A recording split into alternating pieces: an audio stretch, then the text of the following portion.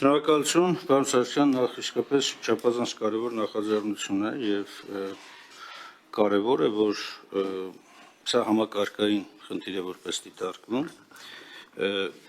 Իմ հարցը մի քանի ենթատեքստ ունի։ Առաջինը հետեւյալն է, ակնհայտ է, որ կանխարգելում, բացահայտում, պատժում շղթայի մեջ կենտրոնական տեղում կանխարգելումն է։ Այս նախագիծը ծանոթանալով կարծում եմ շատ քիչ տեղ է հատկացված կանխարգելման, արդյոք համակարգային առումով քննարկել եք կանխարգելման բլոկը ուժեղացնելու, այդ թվում նաև կանխարգելման շրջանակներում խոչընդոտող անձանց պատասխանատվության ենթարկելու հարցը, կանխարգելումը խոչընդոտող անձանց պատասխանատվության ենթարկելու հարցը առանձին դիտարկելու, երկրորդը բացահայտման շրջանակներում հավելյալ գործիքներ ստեղծելու, որը թույլ կտա թե իրավասու մարմիններին եւ թե նաեւ ցանկացած անձի ավելի արդյունավետ ներգրավես process-ի մեջ եւ պատժիչ արդեն հատվածը, որը իմ կարծիքով բավականին այսօր էլ խրթին է,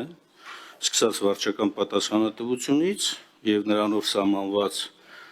մանր չափերից ավարտված զգալի կամ խոշոր չափերի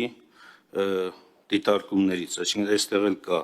կարիք վերանայելու, որտեղ արհեստական թմրամիջոցները հատկապես հիմա նույնիսկ չնչին քանակությունը, որը որ կարող է նաեւ չհամարվել մանր չափ սահմանված պահանջներին համապատասխան, իր ավերիչ ազդեցությունը շատ ավելի մասշտաբային իրականացնի, քան թե այլ թմրամիջոցի տեսակ, որը թեև սահմանված է եւ այլ, այսինքն նաեւ այս մասով ու կարևոր մեկ բան, առանձին ես չտեսա ձեր նախաձեռնության մեջ, որ եթե դա իրականացվել է պաշտոնատար անձի կամ իշխանական լիազորությունների իրացման շրջանակներում, արդյոք նպատակահարմար չէ, որպես պատասխանատվությունը ծանրացնող հանգաման կամ որակյալ ավելի հանցակազմ դարձնելու տեսակետից սա նույնպես դիտվի։ Հանրային իշխանության կամ իշխանական լիազորություններ, այդ թվում նաև ինչու ոչ մասնավոր սեկտորում որոշակի տնօրինչական լիազորությունների շրջանակում նման գործողություն իրականացնելը որպես ավելի խիստ պատասխանատվության միջոց։ Ակնհայտ է, որ եթե այս կազմակերպությունները կամ այս լիազորությունները ունեցող մարդիկ ավելի դյուրին են դարձնում այս արատավոր երևույթի տարածումը, նրանց նկատմամբ պատասխանատվությունը շատ ավելի խիստ լինի։ Այս բանն ես կա։ Խնդրեմ, պարոն Սարգսյան։ Պարոն Մինասյան, շնորհակալ եմ հարցերի համար։ Փորձեմ բոլոր հարցերին անդրադառնալ, եթե որևէ հարցեր բաց թողեմ, կխնդրեմ, որպեսզի արձագանքի ժամանակ հիշեցնեք։ Նախ կանխարգելման իմաստով պատիժների խստացումը եւ խստությունը իր հետ բերելու է նաեւ կանխարգելման խնդիրներ լուծելու, որպեսզի մեր քաղաքացիները, ինչպես նշեցի, օրինակ այս պահին գործող կարգավորումներով խոշոր չափի թմրամիջոցների ապօրինի շրջանառության համար պատասխանատվություն է նախատեսվում մինչև 6 տարի ժամկետով։ Երբ մենք այս պատժի շեմը բարձրացնում ենք, դա լինում է պակաս գրավիչ եւ նաեւ ունենում է կանխարգելման գործիք հանդիսանում։ Բայց կանխարգելման համար սրանով չենք սահմանափակվում եւ մի շարք այլ գործիքակազմեր ենք օգտագործում եւ հիմա էլ առաջիկայում էլ նաեւ վարչապետի առաջարկությամբ դրանք էլ ավելի մեծ թափ կստանան, խոսքը վերաբերվում է կամավոր կամ ընտրանքային թեստավորմանը եւ մենք ուսումնական հաստատություններում, ուժային կառույցներում, ինչու՞ չէ ազգային ժողովում իրականացնենք թեստավորումներ, որպեսզի մեր քաղաքացիները իմանան, որ հնարավոր է իրենք պատահականության սկզբունքով ստիպված լինեն թեստավորվելու եւ սա նույնպես բերի կանխարգելման։ Այսինքն քաղաքացին, օրինակ ազգային ժողովի պատգամավոր կամ մեկ այլ պաշտոնյա կամ զինվորական կամ ուսումնական հաստատությունում սովորող աշակերտ կամ ուսանող, եթե գիտի, որ ինքը հնարավոր է պատահականության սկզբունքով ընտրվի եւ արդեն ստիպված լինի հանձնել թեստավորում, դա նաեւ կունենա լուրջ կանխարգելման միջոց կլինի եւ մեր այս քաղաքացիները, մեր բնակիչները, մեր սիրելի քաղաքացիները կմտածեն արդյոք արժի օգտագործել տրամամիջոցներ, թե ոչ, քանի որ հայտնաբերվելու դեպքում դա կունենա բացասական հետևանքներ իրենց եւ իրենց ընտանիքի, իրենց միջավայրում եւ ընդհանրապես իրենց ապրելակերպի հետ կապված լուրջ խնդիրներ կառաջացնի։ Սրանովից թեստավորումը, ինչի հանձնարարական արդեն տրվել է իրապահ մարմինների, ներքին գործերի նախարարությանը եւ առողջապահության նախարարությանը վարչապետի կողմից հանձնարարականը կա, առաջիկայում կարգերը կսահմանվեն, խնդրեմ նաեւ որպեսզի դուք էլ առաջարկներ ներկայացնեք, ինչպես անենք, որպեսզի այս ընտրանքային կամ կամավոր կամ պարտադիր թեստավորումը լինի ավելի արդյունավետ եւ ավելի ընդգրկուն եւ նաեւ սրա մեջ կարող են ներառել ինչու՞ չէ նաեւ պատգամավորներին, որպեսզի պատգամավորները նույնպես կամավոր հանձնեն թեստավորում, դրանով իսկ նաեւ օրինակ ծառայեն մեր հանրության համար։ Հաջորդ հարցը, ինչ վերաբերվում է պատիժը առավելագույնս ծանրացնելու կամ երկրորդ աստիճանի ծանրացնելու մասով փոփոխություն կատարել եւ պաշտոնատար անձանց ներգրավմամբ կամ պաշտոնատար անձանց կողմից կատարել է խստացնող հանգամանք դիտարկելուն իրականում դեմ չեմ սրա մասով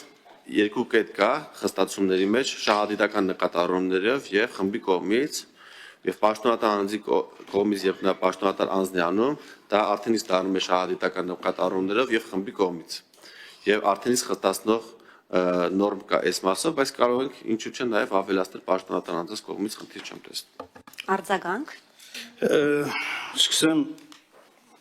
բանից հայտնի իրավունքի մեջ, որ պատժի խստացումը չի բերում արարքի վերացմանը կոնցեպտի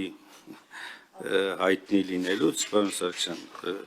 անշուշտ պատժի պետք է խստացվի, բայց հույսներս տնենք միայն պատժի խստացման վրա չենք կարող սրա դեմ պայքարել։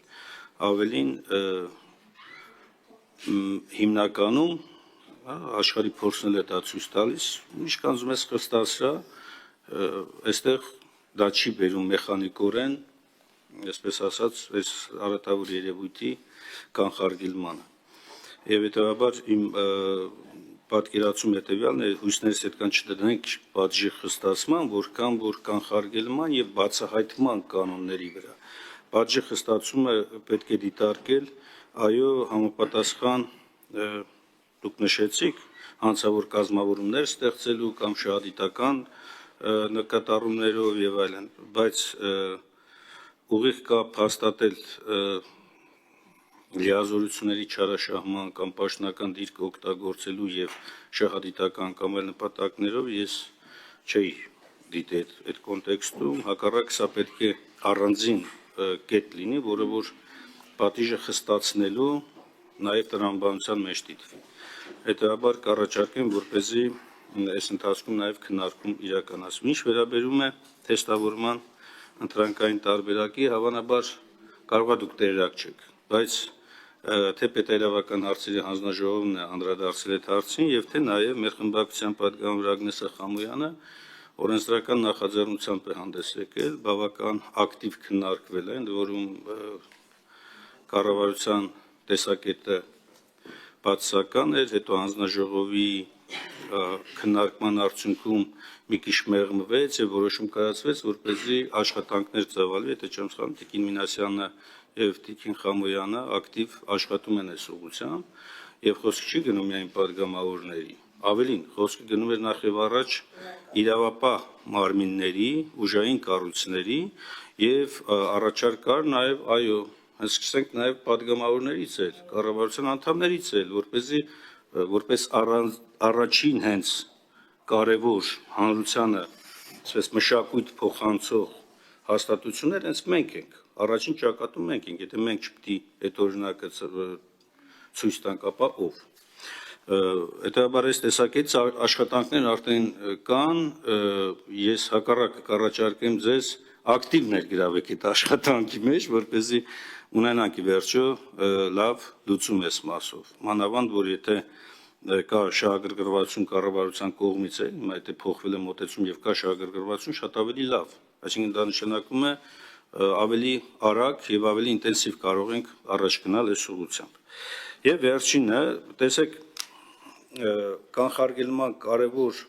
բաղադրատարերից նաեւ Լուսաբանման, կրթական ծրագրերում ինտենսիվ այս թեմայի անդրադարձն է։ Ես երբ որ ասում եմ նաև կանխարգելում, նկատի ունեմ նաև այս համակարգային լուծումը։ Այսինքն թե տեղեկատվական քարոզչությունը, թե անմիջական կրթական հաստատություններում նման առանձին ծրագրերի իրականացումը, հիմա տեսեք դուք գնում եք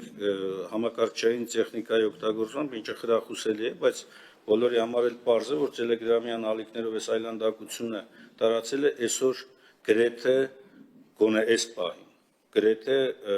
անհնարին բացահայտումների շարքից է, այստեղ պետք է շատ ավելի արդյունավետ ինչ-որ լուծումներ գտնել։ Այսինքն եթե մենք ձևակերպում ենք ուղղակի ձևակերպման համար, բայց չկա այդ գործիքը, որը որ կբացահայտի դա, սա կարող ավելի վատ հետևանք ունենա օրենքի կիրառման տեսակետից, այսինքն օրենսդիրը սահմանել է մի հատ կանոն, բայց գործադրողը չի կարողանում դա գործադրել։ Շատ ավելի այլ մեխանիզմներ կարծում եմ այս առումով նաև կառավարության ներկայացուցիչը երևի բաներ կունենա ասելու։ Այնուամենայնիվ նախաձեռնությունը խրախուսելի է, գնահատելի է, բնականաբար մենք քաջալերում ենք, որ այսպիսի նախաձեռնություն